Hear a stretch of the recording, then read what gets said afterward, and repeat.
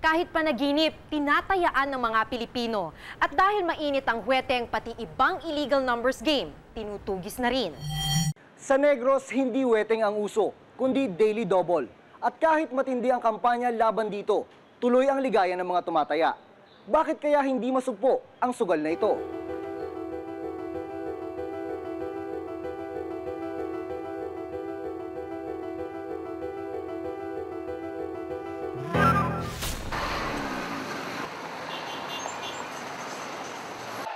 Kilala ang Negros Occidental sa mga dekalibreng manok panabong na kanilang inaalagaan at pinaparami. Dagsa ang mga sabungero tuwing may derby. Halos hindi magkarinigan sa loob ng sabungan. Abala ang lahat sa tayaan.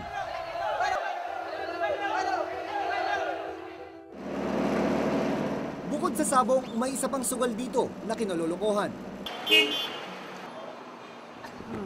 So Sa duwa ka numero? Sa dua kami numero. Sa duwa ka numero?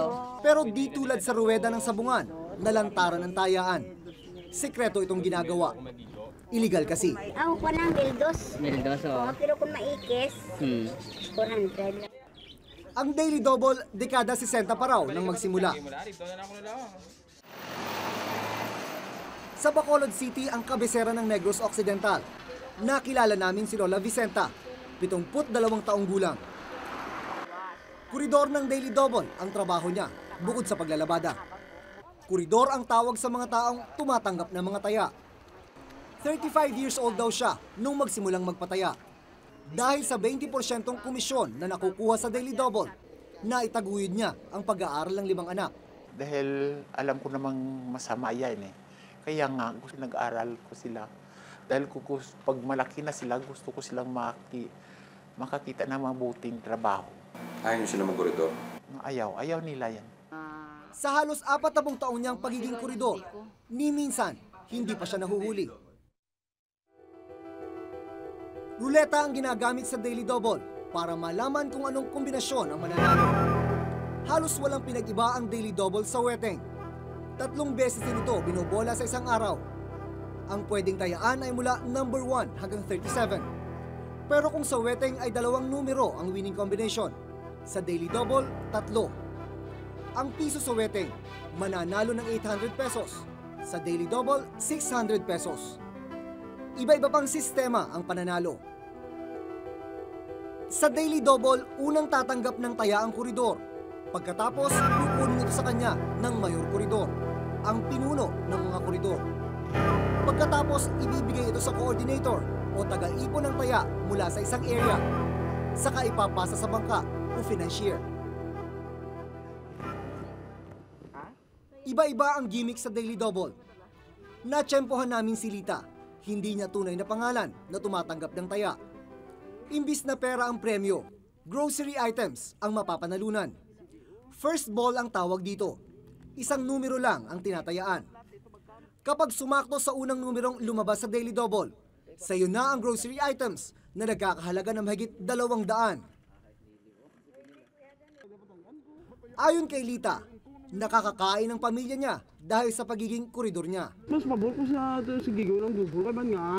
Tira kami kako sa result mo.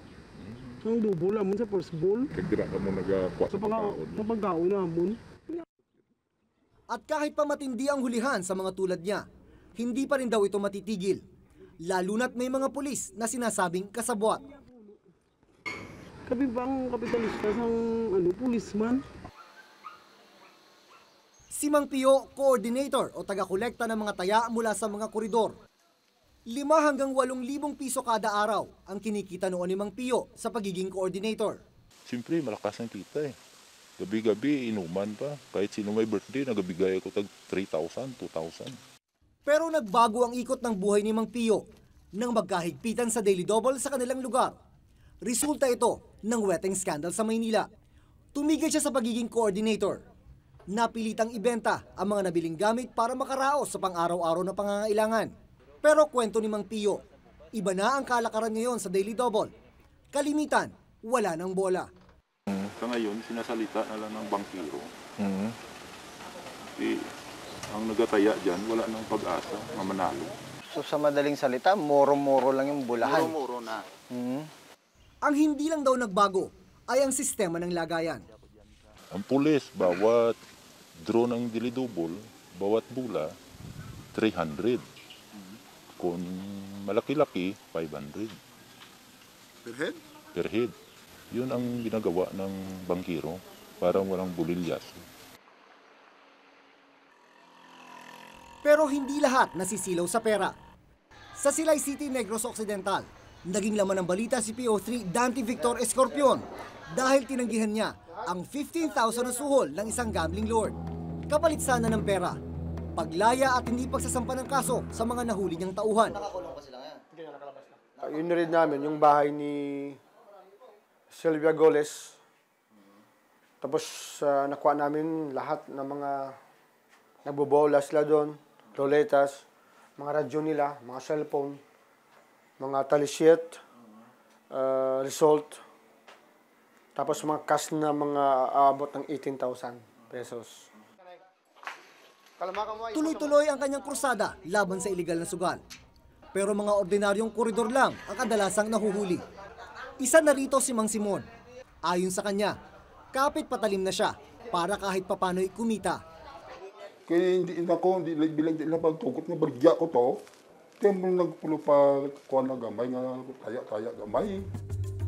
Ayon sa Republic Act 9287 o ang batas laban sa illegal numbers game, 30 hanggang 70 araw ang parusa sa mahuhuling mananaya at 8 hanggang 10 taon sa koridor, 10 hanggang 12 taon naman sa coordinator at 14 hanggang 16 na taon sa financier.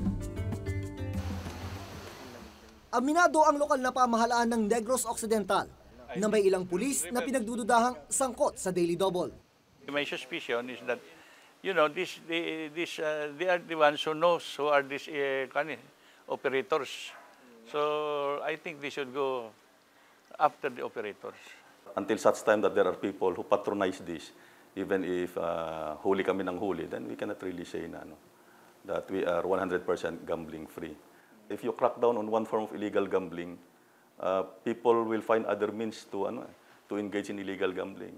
As of now, I think we have to go on searching for a solution. Paniwala ng sociologist na si Dr. Romeo Lee, hindi madaling maaalis sa mga tao ang tumaya sa illegal numbers game. Kasi people have to dream. Kasi poor ka na nga, wala pang pangarap. Tapos kailangan nila yun. So gambling is a form of escape from reality. Although that escape, of course, is very, very temporary. Pag hindi manalo, wala.